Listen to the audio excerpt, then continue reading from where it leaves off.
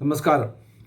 രാജ്യസഭയിലെ പ്രതിപക്ഷ പാർട്ടി നേതാക്കൾ കഴിഞ്ഞ കുറേ മാസങ്ങളായി രാജ്യസഭാ സ്പീക്കർ ജഗദീപ് ധങ്കറുമായി നീരസത്തിലാണ്.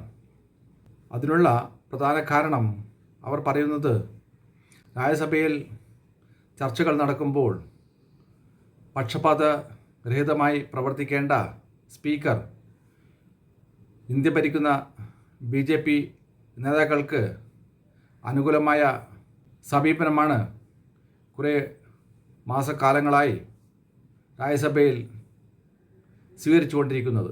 അതുമാത്രമല്ല, രാജ്യസഭാ സ്പീക്കർ ഓപ്പോസിഷൻ പാർട്ടി നേതാക്കൾക്ക് എതിരെ പല അൺപാർലമെൻ്ററി വേർഡുകളും പല സമയങ്ങളിൽ ഉപയോഗിച്ചുകൊണ്ടിരിക്കുകയും ചെയ്യുന്നുണ്ടെന്നാണ് പ്രതിപക്ഷ പാർട്ടികളുടെ ആരോപണം.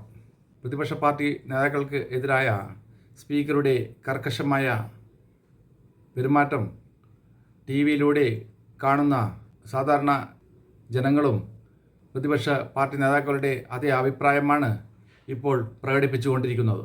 മുതിർന്ന രാജ്യസഭാ മെമ്പറായ ജിയ ബച്ചനെതിരെ രാജ്യസഭയിൽ അതിരൂക്ഷമായി പ്രതികരിച്ച സ്പീക്കർ ജഗദീപ് ധങ്കറിനെതിരെ പ്രതിപക്ഷ കക്ഷികളെല്ലാവരും ചേർന്ന് അദ്ദേഹത്തെ ഇംപീച്ച് ചെയ്യുവാനുള്ള പ്രമേയത്തിൻ്റെ നോട്ടീസ് രാജ്യസഭയിൽ അവതരിപ്പിക്കുവാനുള്ള തിരക്കിലാണിപ്പോൾ.